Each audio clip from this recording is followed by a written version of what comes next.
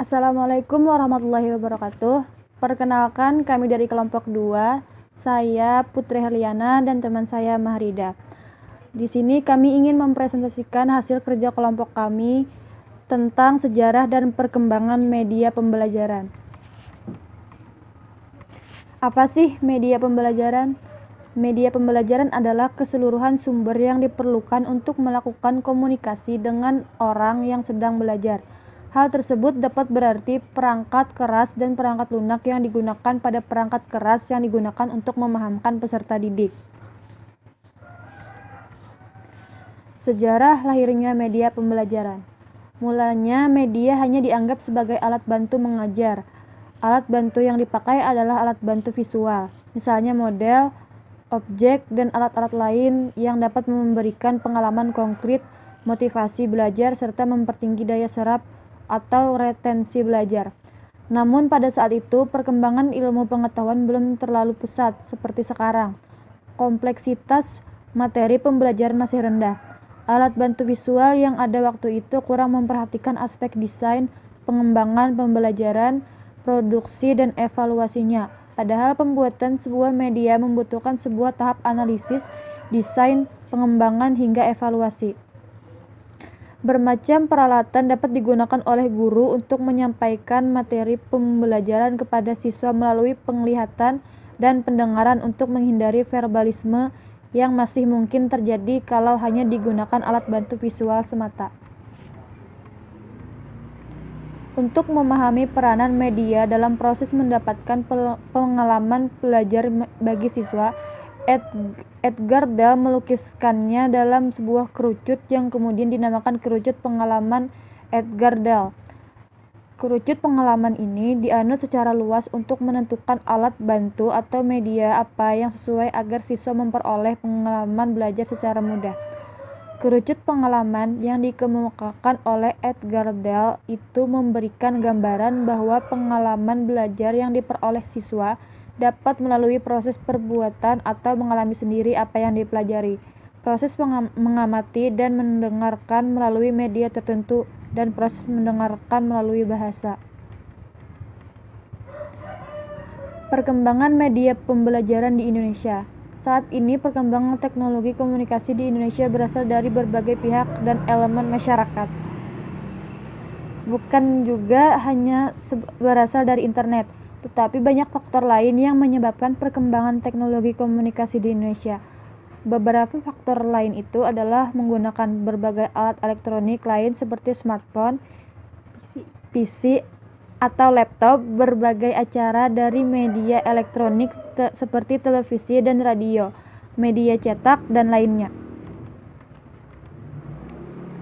Dahulu mungkin orang hanya menggunakan handphone untuk menelpon atau mengirim pesan singkat, atau sekedar bertanya kabar kepada keluarga atau sanak saudara.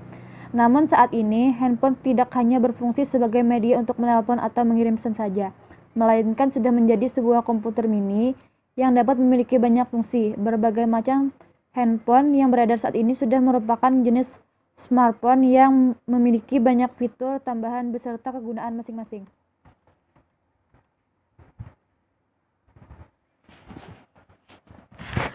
Faktor yang mempengaruhi lahirnya media pembelajaran. 1. Faktor internal. A. Perkembangan komunikasi. B. Perkembangan dunia industri. 2. Faktor eksternal. Perkembangan pendekatan pembelajaran. B. Perkembangan teknologi pembelajaran.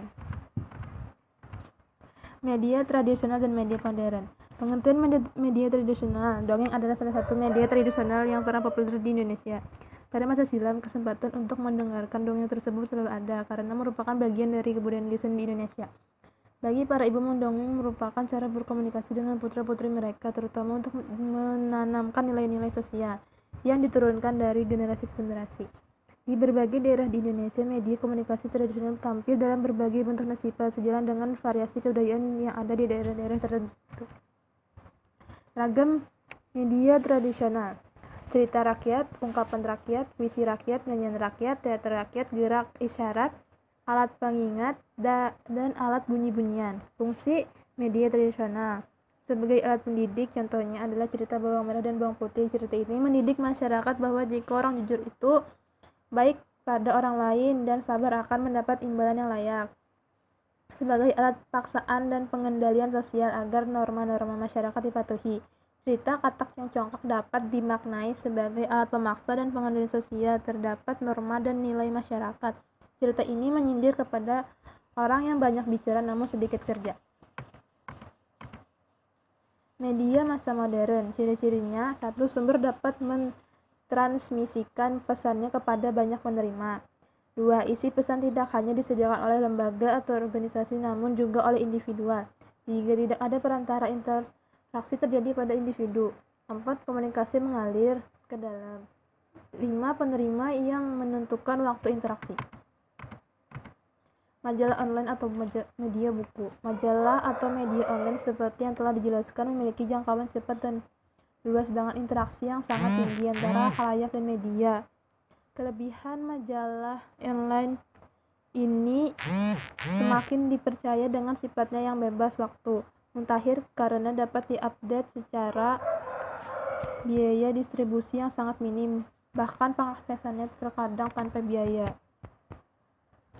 Kini lewat e-book, ratusan judul buku dapat dimuat. Ini sangat memudahkan dan hemat. Kecenderungan masyarakat saat ini serta keterbatasan alam membuat masyarakat terdorong untuk mengurangi kebutuhan akan kertas. Buku online ini menjadi salah satu jawaban yang pas untuk hal tersebut. Tidak hanya buku saja, kini banyak fitur-fitur pelengkap yang semakin memperkaya user saat menggunakan media online ini. Thank you.